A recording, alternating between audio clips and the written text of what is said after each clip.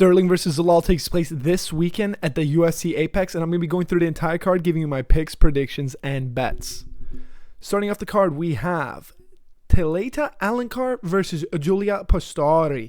Julia Pastori is 14-5 with being her 3-2 in her last 5. Taylor Alencar, on the other hand, she's 3-1-1 in her last 5. Both of these girls are not necessarily the best. However, Julia Pastori is coming off that great performance against Karolina Kowalkiewicz, where she did head kick her and led her to a TKO finish.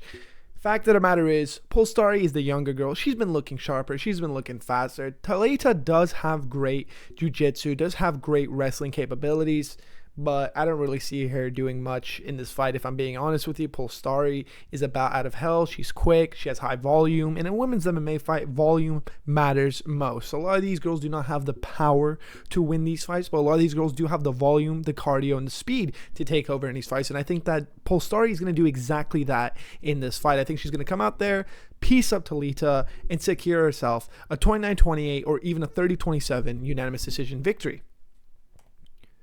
Moving up the card, we have Max Griffin taking on Victor Valenzuela. Valenzuela is coming off that KO win on the regional scene against Yokusu Kinosata. Max Griffin is coming off that split decision, razor-thin close loss against Chris Curtis.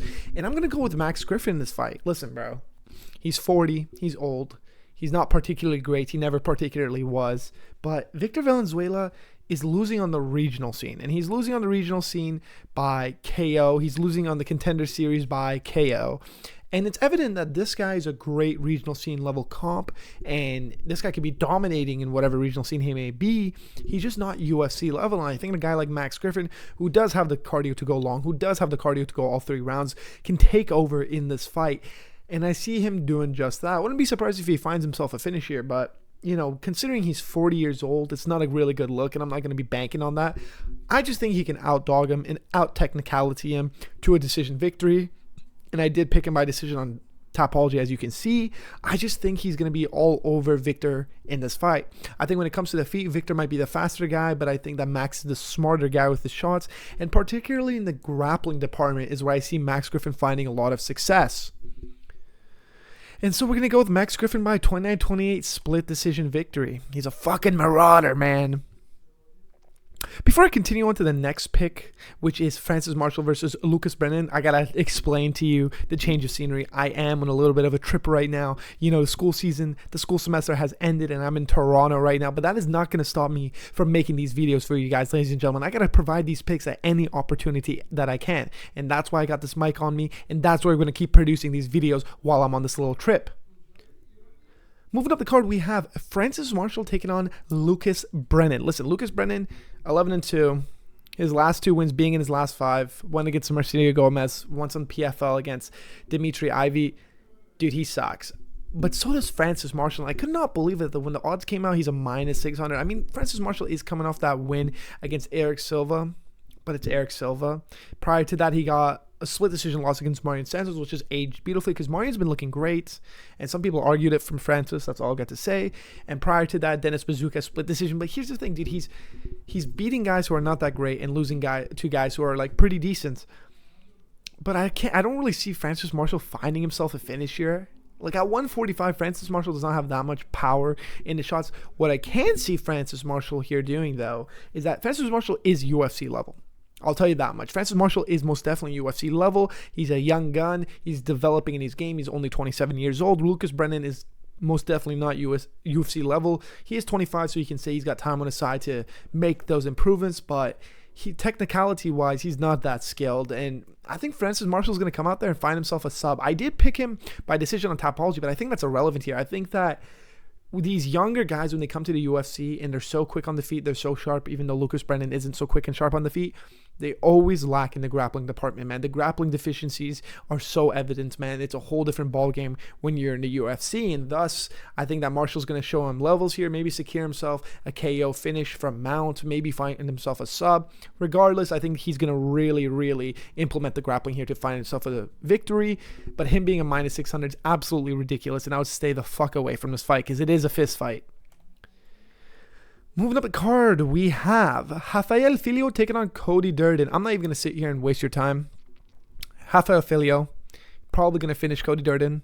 maybe find himself a KO from guard, maybe find himself a sub. It doesn't matter. Cody Durden is old. Cody Durden sucks. He's 35. He was never particularly great in the UFC. He's on an 0-4 streak with all 4 losses coming by finish, except the latest one, which is Nujrel Tamareldi, who won by decision victory. Vallejo's pretty good. He recently came off a win, but prior to that, it was a split decision loss against Alan Nascimento, and Alan Nascimento was able to find that finish against Cody Durden, and I think Vallejo's going to do the same, man. I had to take a drink of that tea because, listen, man, Cody Durden's got scar tissue like a motherfucker.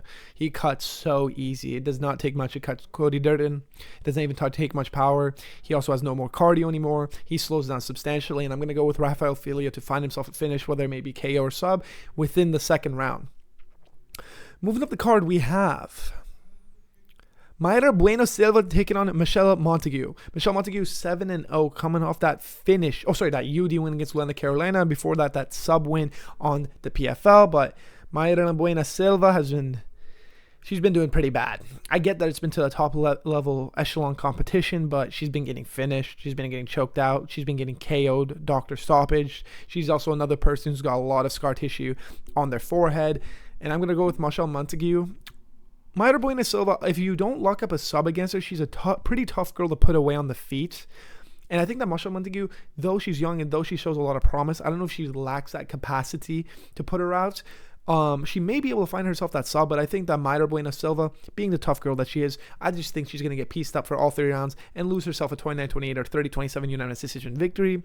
I look forward to Michelle Montague's, I wouldn't say debut because this is her second fight in the UFC, but I look forward to her little run in the UFC. I think that she could really piece up some of these girls, and I think that she's a very good add to the women's roster. Alrighty, let's move on to the next fight. Moving up the card, we have... This is the one, ladies and gentlemen. Cedricus Dumas taking on Jackson McVeigh. Jackson McVeigh is coming off that loss against a rear naked choke against Zachary Reese, and prior to that, by sub against Bruno Ferreira. Cedricus Dumas, on the other hand, oh god, look at that. Look at that record. Do I even need to sit here and go through all of it? Dante Johnson sub. Zachary, that was just Zach Reese's fault. KO to Michael Ozenjacek. Dennis Tululin, get the fuck out of here. In the big 25, Dennis Tululin. And Sultan was the boy. Listen, both these guys fucking suck, but I cannot believe that Cedricus Dumas is an underdog, that he's a plus 220 underdog. I think that this is a buy low spot for Cedricus Dumas. Listen, man, he's been working on his public image a lot. You know, this guy's they call him Dumas the dumbass because this guy gets arrested for beating women. He's a piece of shit. He was hiding in a dog cage and he's an idiot, but he's been trying to repair his public image with that guy, Jaden Cable. He's a funny guy. He's been doing a lot of social media runs. And on the side of Jackson McVeigh, before I even get to Cedricus Dumas, Jackson McVeigh is not only not a UFC caliber guy, he shouldn't even be a regional scene caliber guy. This guy talks about how he learned his jiu-jitsu and his ground game from the video game. A lot of people interpret that as, oh, that's so cool and badass. He's in the UFC. I interpret it as retardation. He has 8 professional fights. 2 of them being in the UFC, he got finished in both of them within the first round. Jackson McVeigh's not even like a sniper on the feet that people are making him out to be. I would say quite the contrary. I think Cedricus is levels above him everywhere here. I think everybody in the UFC is levels above Jackson McVeigh. Jackson McVeigh is also not a tough guy. He doesn't respond to shots very well. Cedricus Dumas, as much of an idiot as he is, he does have a little bit of grit in him. He does not mind a scrap, and I think that he's going to be able to force McVeigh into a scrap, and McVeigh's going to throw something stupid and get clipped. I predict that Cedricus Dumas is going to go out there and find a finish within the first or second round. And I think he's going to sit here trying to revitalize his career because he's not made good use of his opportunity in the UFC. And I think that he knows that this is his last chance to make something of himself. And I think he's going to come out there looking as sharp as he's ever looked. And I think he's going to come out there and finish McVeigh. I really don't think McVeigh's not only not anything special, I'm so surprised he lacks the technical capabilities. Forget what makes you a UFC, caliber fighter, which is genetics, cardio, and so forth. Forget all the other things. Just pure lessons and technique. It seems like this guy's only been doing MMA for a few years. He is not technically sound. I could not believe he came into the UFC. He came into the UFC on short notice as a replacement fight. But even then, I couldn't believe they gave him another fight. This is his 3rd fight in the UFC when this guy's not showed any promise on the regional scene either. And so we're going to pick Dumas to find himself a finish here and revitalize his career on Saturday night. Let's move up the card. All right, ladies and gentlemen, I'm just excited for this fight because, man, I could not believe Cedricus is in goddamn huge underdog too. Not even a slight. That should be maybe a pick'ems because both of them are ass, but whatever. Moving up the card, we have Rodolfo Vieira taking on Eric Moicano. We're going to go with Vieira. Vieira, I know he's coming off that brutal finish loss against Bo Nickel, but he was giving Bo Nickel a little bit of a scrap. Prior to that, he's coming off that win against Tresean Gore. That's a great win because Tresean Gore, look how the win has aged. Prior to that, he lost to Andre Petroski. That is Andre Petroski. Prior to that, Arman Petrosian win. Prior to that, Cody Brundage win. Eric Moicano, he got KO'd by Bagdansur Susakayev. Even though it was a split decision win against Cody Brundage, I thought he lost that fight. And he got finished by Nursultan Nazarbayev. And before that, he was winning on the regional scene. This guy's another guy where I don't think he's UFC caliber at all. He does not look sharp on the feet. His jiu-jitsu's ass. And aside of Rodolfo Vieira, I don't think he's UFC caliber in the sense that he does not have good stand-up. But this guy's a ADCC World Jiu-Jitsu champion, black belt. Like, this guy's legit when it comes to the grappling department. And if you don't have the takedown defense, if you don't have the submission defense that you need to keep a guy like Rodolfo Vieira off of you, he's going to find that sub. He's going to find it easy. And I think he's going to come out there and sub Eric Moicano in the first round. I think that there's not going to be any striking needed in this fight. I think Vieira can go out there, blast a double, go to the ground, and sub Moicano within the first. I don't think it should be too difficult for him whatsoever. I think Moicano, I don't even know why he's in the UFC. He's another guy I'm just like, he's here, I guess. I view this as a really easy finish for Vieira, if I'm being honest with you, and I'll be surprised if this turns into a scrap. Like, if I was Vieira, I would not engage in the striking at all. Even then, I don't think Eric Moicano's striking is that good. I just think that it's so easy to exploit the ground game of a guy like Eric Moicano. So I think that Vieira's going to go out there, blast the double, introduce his grappling game, and Moicano's going to make a mistake trying to get up, and Vieira's going to lock up that sub. Moving up the card, we have Marcus Buchecha taking on Ryan Spann. Okay, this is a little bit harder of a fight to break down and pick. Look, bro, Ryan Spann was never really that, but he always did get himself finishes in the UFC, but he always got his finishes by submission. He's got a few knockout wins. You know, he's gotten his wars against the great Anthony Smith. Like, let's not forget, ladies and gentlemen. People forget, man. Anthony Smith was a champion on paper. But irrelevant to that, Buchecha is another guy. He is a jiu-jitsu nerd like Rodolfo Vieira, where he has got phenomenal jiu-jitsu, but no stand-up, no cardio, nothing really dynamic, no ability to really mix it up. He just wants to get that takedown. And however, a guy like Ryan Spann, I don't think he's going to be subbed. Because Ryan Spann, in the modern day, bro, you can't just be a jiu-jitsu practitioner and get away with it in the UFC. In the modern day, you need to mix the martial arts. Everyone's good at jiu-jitsu nowadays. Doesn't matter if you're an ADCC champion. Doesn't matter if you're a 3-time world champion in jiu-jitsu, which Marcus Buchecha is at the heavyweight division. The fact of the matter is, though, this is MMA.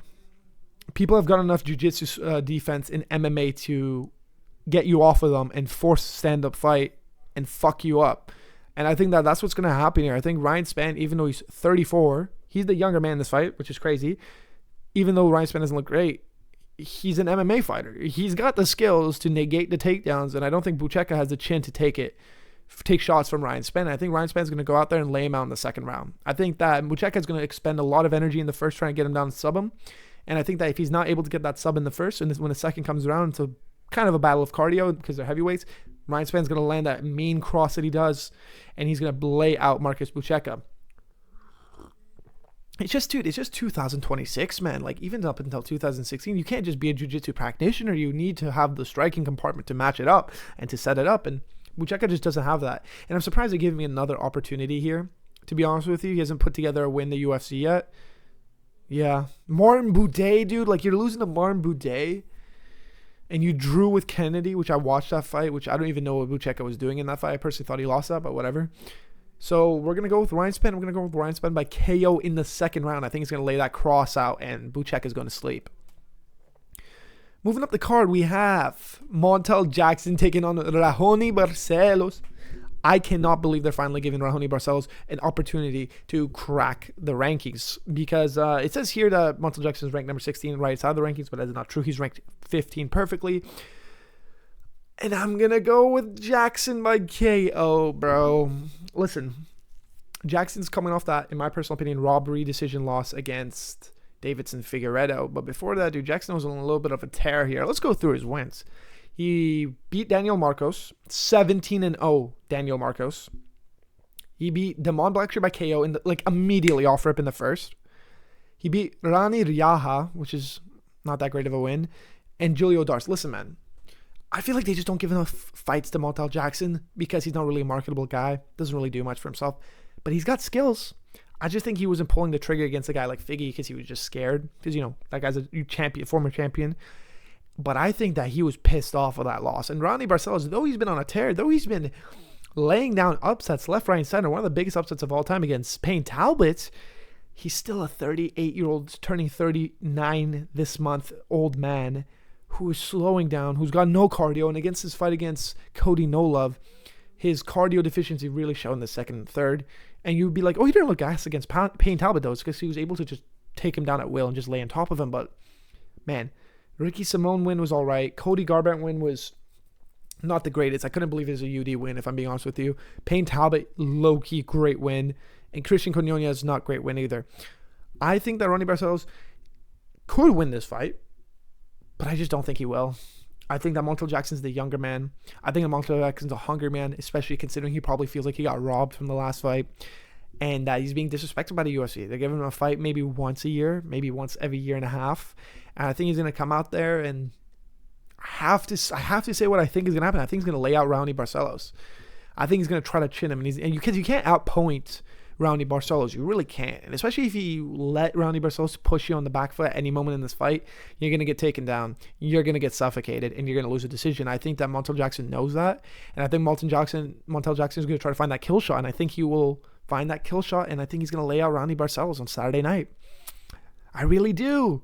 And a lot of people are picking Ronnie as their underdog lock of the week because it's like, how can you outpoint Ronnie Barcelos? And I get that, but what if you don't need to outpoint him? Which I don't think you do, because Cody No Love was landing some pretty fucking mean shots to the chin, man. And Montel Jackson's got the reach and the length and the height to land the KO blow. So that's why we're going to lock in Montel Jackson by KO. And if I had to pick a round, it'd be round 2 or 3. Moving up to the main card, we are going with next up is Davy Grant versus Adrian Luna Martinetti. Listen, don't let the 17-1 fool you. I don't think this guy's that good. I'm going to say it right off the bat. We're going with fucking motherfucking Davy Grant. Davy Grant is a G. Davy Grant is a veteran of the game. Davy Grant only loses to guys who go on to become future contenders. Like, let's look at his wins. Okay, he beat Dumont Blackshear.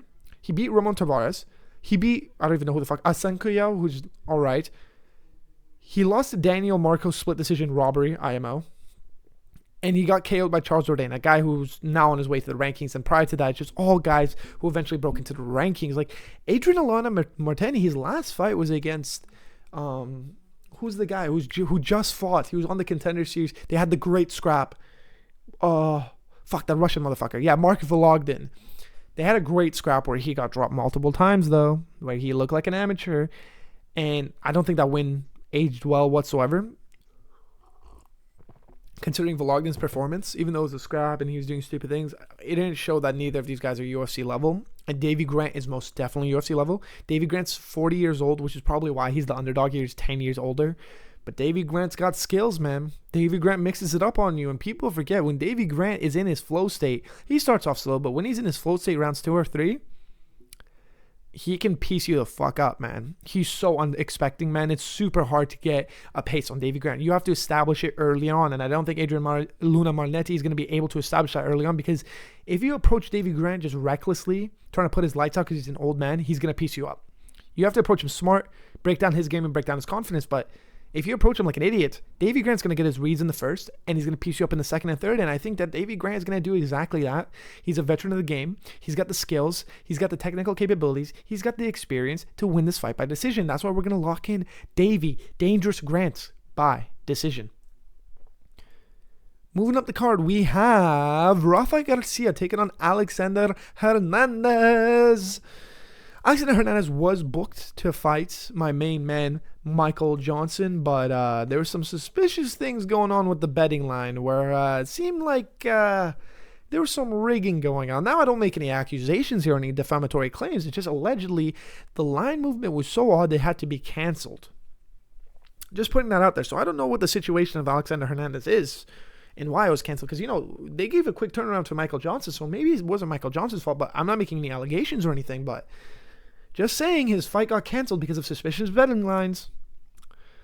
Anyways, moving on. We have Rafa Garcia taking on Alexander Hernandez. Listen, I'm going to pick Alexander Hernandez by KO. Rafa Garcia doesn't really have a good chin. Rafa Garcia has power in his own hands, and he's got bricks for hands, and he can lay out Hernandez, but he's a really simple guy. He is crazy in the first, but really slow in the second and third. And it's ironic because that's kind of perfect for Alexander Hernandez, considering Hernandez is slow in the first and picks it up in the second and third, and I think that Hernandez is going to KO him in the second. I'm saying it. I get that he's the older man, but Rafa Garcia just doesn't have the chin, and he's such a simple guy, and he also doesn't really have the cardio. I mean, he got laid out by Grant Dawson, bro. Oh my goodness gracious. Grant Dawson getting himself a finish win. Are we serious here? If Grant Dawson's going to knock you out, you don't think Alexander Hernandez is going to knock you out? I'm pretty sure this is Rafa Garcia's debut into 145. Oh, sorry, 155. No, this is not his debut into 155. What am I talking about? That's just a stupid tangent binge that I went on because I remember Hernandez used to fight at 145. Anyways, I just think that Rafa Garcia is simple. And I think that Hernandez is fast, quick, power in his hands, lays out motherfuckers. I mean, he laid out the great Chase Hooper. I mean, how great of a win was that? But whatever. And Diego Ferreira, Kurt Hollabau, UD, Hubbard split, which is not a great look. But I mean, his last loss was against Damian Jackson, who's like a legit veteran of the game. And that was 2 years ago, man. Rafa Garcia, I don't know, bro. I can't really say much. I mean, other than the fact that he's got bricks for his hands, he doesn't really pose any other threat. Doesn't really have a takedown threat. Doesn't really spam leg kicks that much. He throws the leg kicks to try to get you into the boxing range.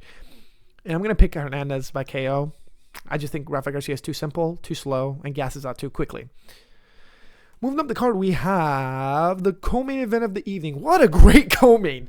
Oh my God, that's the one I've been looking forward to. The great Norma Dumont taking on Joseline Edwards. Don't let the odds fool you. I think Joseline's going to come out here and win this, man. Norma Dumont, bro, she's a legit ranked bantamweight. Norma Dumont has great wrestling. That's the main thing I have to point out here. She's got great wrestling. But Jocelyn's been on a little bit of a tear here. She's finished her last 4 opponents, KOs and subs. Nora Cornell sub, great win. KO on Priscilla Cachoeira, great win. Chelsea Chandler by KO, not a good win, but it's just fucking Chelsea Chandler. And Tamaris Vidal by sub. Listen, I get the argument that people are making this fight and that people are laying down the chalk on Norma Dumont is who's Jocelyn Edwards really beat. But in general, is the depth of the women's division really that high? Do rankings really matter in the women's division? Norma Dumont, on the other hand, Ketlin Vieira, great win. Arena Aldana, this is the best win she's had, and she beat her by wrestling, which she can do against Jocelyn Edwards, but I don't think she will. Chelsea Chandler, UD. Look, this is what I mean. They're fighting like pretty equal level comp other than Norma Dumont's last 2 fights. But Jocelyn Edwards looks like she's been hungry, man. She's been trying to finish her opponent. She's not out there to try to lay down points and win the decision like a lot of these girls are. She does not mind being hit because if she gets to hit you, she's got some fucking bricks for hands. And she's got great reach. She's got great teeps off the middle. She's got great jabs, great crosses, and her own great jiu-jitsu game. She's got mean guillotines, mean rear naked chokes, mean triangle chokes. I think that Jocelyn Edwards is going to be all over Norma Dumont in this fight. She's the longer, taller, meaner girl in this fight. And I think that if Norma Dumont's not able to establish her wrestling game, Jocelyn Edwards is going to piece her up. Quite frankly, I think she's going to piece her up. But I do think it's going to be a challenging fight and a tall task to take on in Norma Dumont's wrestling. But I think Jocelyn Edwards is ready for this test. And I'm going to pick Jocelyn Edwards by 29-28. Split decision victory. Because Norma could win a few of these swing rounds with her wrestling, but I don't know. We'll see what the judges value on Saturday night. Moving up, we have the main event of the evening. We have Aljamain Sterling versus Youssef Zalal. I'm going with Aljamain. Why am I going with Aljamain? Reason's quite simple, really. I think Youssef Zalal and Aljamain Sterling are the exact same dude. I just think that Aljamain Sterling is the more refined, veteran-savvy, experienced version of Youssef Zalal.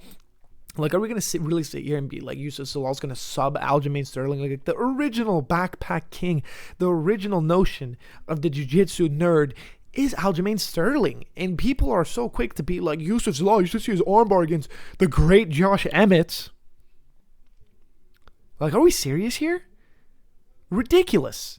I think that maybe Zalal could piece up Aljamain in the striking compartment, but even then, both these guys have pretty similar styles of striking, and I think that Aljamain's been disrespected by the UFC for some reason. He keeps asking for fights. He's been trying to progress his career, but ever since he got knocked out by Sean, They really did him dirty. He gave him a quick turnaround in Calvin Kattar. Kind of a tune-up fight, if you ask me.